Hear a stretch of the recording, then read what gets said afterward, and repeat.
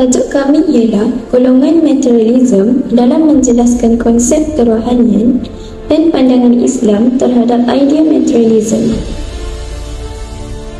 Pengenalan, ideologi adalah satu elemen yang terkenal dalam falsafah barat. Ideologi ini juga ditakdirkan sebagai salah satu fahaman yang dicipta oleh barat dan disebar ke dalam negara umat Islam melalui penjajahan fizikal, material, mental atau intelektual. Latar belakang kajian, materialism berasal daripada bahasa Yunani materia yang bermaksud benda yang berjisim dan berjirim dan muncul semenjak zaman falsafah Yunani pada kurun keempat oleh Democritus. Materialism ialah satu fahaman yang menganggap kewujudannya berunsurkan kebendaan. Objektif kajian menguraikan konsep kerohanian dari sudut pandangan golongan materialisme, menjelaskan pandangan Islam terhadap idea materialisme. Permasalahan kajian, amalan membudayakan materialisme ini membimbangkan di kalangan masyarakat, terutamanya umat Islam.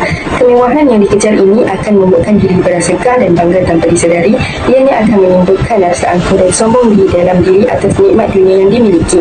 Seperti yang diketahui, umat Islam tidak menggalakkan untuk mengejar akan nikmat dunia. Skop kajian yang dilakukan oleh pengkaji adalah berkaitan ideologi materialisme atau tentang konsep kerohanian dari sudut pandangan golongan materialisme dan pandangan Islam terhadap idea materialisme. Pengkaji memilih Universiti Sains Islam Malaysia USIM sebagai lokasi kajian. Populasi kajian dalam temu bual ini terdiri daripada pelajar-pelajar tahun 1 Fakulti Pengajian Bahasa Utama USIM, kerana mereka juga terlibat dengan pengajaran dan pembelajaran subjek falsafah dan isu semasa. Ianya boleh dijadikan kayu pengukur kefahaman mereka tentang subjek ini dan dijadikan contoh dan panduan bagi setiap persepsi yang dikongsikan. Dalam kajian juga, pengkaji memfokuskan analisis kandungan berkaitan tentang definisi materialisme dari perspektif barat dan perspektif Islam, serta maklumat tentang pandangan Islam terhadap idea materialisme ini. Oleh itu, dengan dapatan yang diperolehi melalui analisis kandungan ini telah melengkapkan lagi hasil kajian yang dilakukan oleh pengkaji. Seterusnya, kajian literature. Dalam kajian literature ini, kami menekankan tentang gaya hidup materialism. Materialism adalah sejenis fahaman falsafah yang mendakwa bahawa sesuatu perkara yang benar itu adalah perkara yang berjirim dan berjisim. Tambahan pula, fahaman ini menolak kewujudan spiritual, metafizik dan unsur gaib. Selain itu, materialism merupakan satu amalan gaya hidup yang mudah dilihat dalam kehidupan masyarakat yang lebih mengutamakan keinginan untuk mengejar hal kebendaan. Hal ini boleh dinilai terhadap seseorang itu melalui apa yang dipakai, jenama barangan, rumah yang didiami dan sebagainya. Dan pada zaman sebelum moden ini, kumpulan yang terlibat dalam golongan materialism ini kebiasaannya pelajar universiti. Hal ini kerana mereka sanggup bekerja separuh masa untuk hidup dengan selesa dan mewah. Seterusnya adalah dimensi rohani dalam golongan materialisme. Rohani adalah salah satu unsur dalaman yang tidak mungkin akan dicapai oleh panca indera manusia. Rohani mempunyai hubungan secara langsung dengan menandakan kekuasaannya dalam mencipta segala isi bumi dan alam semesta. Selain itu, rohani juga berkaitan dengan ketentuan Allah itu sempurna seiring dengan agama Islam yang syumul, kerana ia mengandungi peraturan hidup yang lengkap dan menyeluruh dari semua aspek kehidupan manusia. Selain itu, Nabi Muhammad juga pernah menegaskan tentang rohani ini dalam hadis, iaitu Inna Allah khalaqa Adam ala syuratihi, yang bermaksud sesungguhnya Allah menciptakan Adam dengan citranya, memiliki spirit rohaniah yang berasal darinya. Menurut Amir 2012, keseimbangan pembangunan manusia menurut Islam boleh dicapai dengan campuran yang baik, iaitu antara gabungan pembangunan ekonomi, sosial dan rohani. Di sini ditekankan bahawa sudut kerohanian itu dinilai dari peningkatan tingkat keimanan dan ketakwaan kepada Allah Subhanahu Wa Taala. Terdapat dua kaedah yang telah digunakan dalam kajian ini. Yang pertama ialah kaedah temu bual. Pengkaji telah menemu bual 10 orang mahasiswa atau mahasiswi musim secara rawak dan pengkaji memilih 2 orang responden untuk dijadikan sebagai informan dalam hasil dapatan kajian. Pengkaji juga menyediakan borang temu bual yang mengandungi 5 soalan berstruktur. Tujuan utama temu bual ini adalah untuk mengetahui persepsi mahasiswa atau mahasiswi berkaitan tentang pengetahuan sekaligus menjawab objektif pertama kajian, iaitu konsep kerohanian dari sudut pandangan golongan materialisme. Pengkaji juga telah memilih orang yang ingin ditemu bual secara spontan. Kedua, kaedah analisis kandungan. Pengkaji juga telah menggunakan analisis kandungan atau lebih dikenali sebagai rujukan arsip. Kajian terhadap bahan bertulis seperti bahan bacaan di artikel, jurnal dan surat khabar dalam talian yang menyatakan objektif kedua, iaitu menjelaskan pandangan Islam terhadap idea materialisme. Seterusnya, pengkaji juga menggunakan Al-Quran bagi menyatakan ayat-ayat Quran yang boleh dijadikan sebagai rujukan serta panduan bagi menjawab objektif kedua kajian.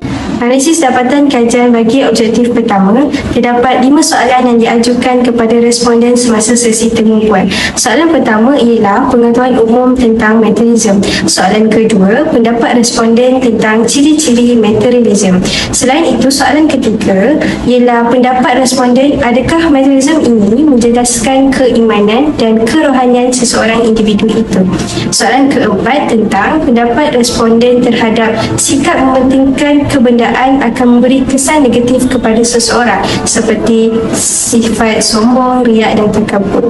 Soalan kelima, pendapat responden tentang adakah konsep kerohanian diterapkan dalam kalangan golongan materialism. Secara ringkas, pendapat responden yang dijadikan sebagai rujukan dalam kajian ini sangat membantu dan memuaskan. Hal ini kerana pendapat mereka hampir tepat dengan fakta di dalam kajian-kajian yang lepas. Analisis dapatan kajian bagi objektif kedua ialah menjelaskan pandangan Islam terhadap idea materialisme. Menurut pandangan Islam, ideologi materialisme ini sangat kritikal kerana fahaman ini sangat bertentangan dengan ajaran agama Islam. Islam mengajarkan kita bahawa kehidupan ini bukan hanya tentang akumulasi kekayaan dan kesenangan duniawi semata-mata.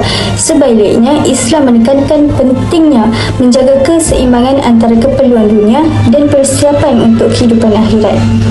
Selain itu, Islam juga menganggap ideologi materialisme sebagai sesuatu yang meruntuhkan akhlak seseorang manusia serta nilai-nilai keagamaan. Wujud sejak pada zaman Nabi Nuh AS, golongan materialisme yang menyembah batu, lalu Allah menghapuskan dan memusnahkan golongan itu. Akhir sekali, Islam juga berpandangan bahawa ideologi materialisme akan memberi kesan yang negatif dan memakan diri sendiri sekiranya terlalu berlebihan. Pada zaman kini, materialisme sering dikaitkan dengan sifat boros yang melampau dalam mengumpulkan harta, sama ada dalam bentuk wang ringgit atau benda yang tidak berfaedah. Hal ini akan mendorong kepada pembaziran dan akan mewujudkan perasaan yang riak dan takbur dalam diri sendiri. Islam sangat menggesa umatnya untuk sentiasa bersyukur dengan setiap pemberian yang telah diberikan daripadanya serta sentiasa merendahkan diri dan berpada-pada dalam berbelanja. Antara impak negatif materialisme terhadap masyarakat ialah masyarakat akan mengamalkan pola hidup yang boros dan suka menabung. Individu akan cenderung untuk membeli apa sahaja kehendak mereka tanpa memikirkan kesan kewangan akan datang.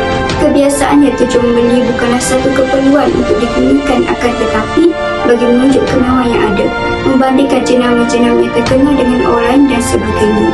Langkah yang dapat dilakukan ialah masyarakat di negara ini, yakni Malaysia, perlulah menanam sikap berjimat cermat. Hal ini amatlah penting untuk mengawal setiap pembelajaran dan ini secara tidak langsung dapat mengelakkan pembaziran.